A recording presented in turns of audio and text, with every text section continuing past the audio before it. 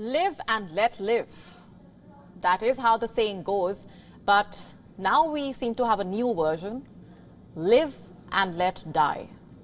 Why? Because some people don't want to live. They are in so much pain that they would rather rest in peace forever. And I am not talking about physical suffering here. It's also mental and emotional pain that's getting to them. And that is where things get tricky.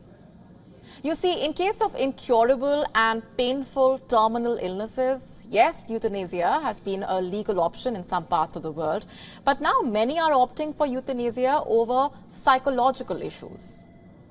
And the saddest part is, some of them are awfully young, merely in their late 20s and early 30s. This Dutch woman is the latest example. Her name is Jolanda.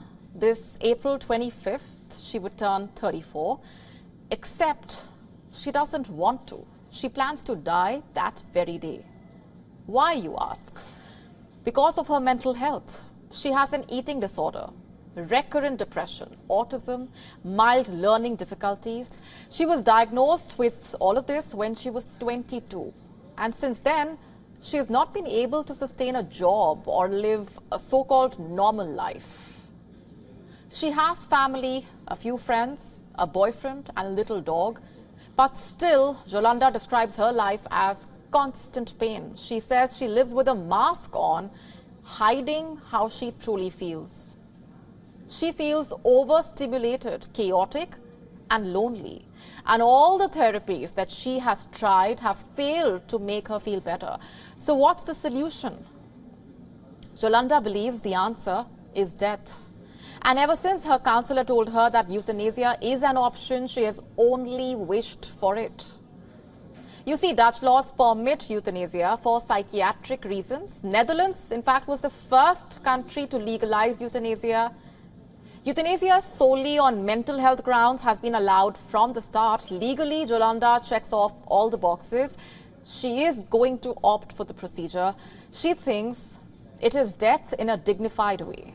It is done by a doctor. Her loved ones can be there and nobody would discover her in an appalling state. I know it's as grim as it gets. Why would a seemingly healthy young person throw away their life, maybe you are wondering? Well, here's a reminder to keep aside our judgments here and take it how it is. You see, we don't know their pain. We don't know what they have gone through. We are not in their shoes. In fact, in many cases, those willing to opt for euthanasia have felt at peace and happy after scheduling it. Take the case of Zoraya Terbik. She is another Dutch woman who wants to get euthanized. She is scheduled to undergo the process in May. Zoraya is all of 28 years old. She has been suffering from depression and autism. For 10 long years, she tried all possible solutions to improve her condition, from therapy to medications. Nothing seems to have worked. At last, her psychiatrist told her there's nothing more they could do to treat her pain. So what can Zoraya do now? She has decided to opt out. She even said that if her appeal was rejected, she would do it herself. Over the years, there have been many such cases. In December 2021, a 33-year-old, Esther Bua, went for euthanasia. She had been wanting to do it since she was diagnosed with anorexia nervosa at the age of 18. For those who don't know, anorexia nervosa is an eating disorder. Esther would often tell her mother that she wanted to be 0 on the scale and did not want to exist. And when she was finally cleared for euthanasia, Esther lied in her childhood bed in her mother's arms. Her father and brother sat at her feet. A nurse administered a lethal dose of a drug in Esther's arm, and she was freed from her pain. Esther's mother understood her decision, but her father always hoped for her to get better, for some therapy to work, for something to work.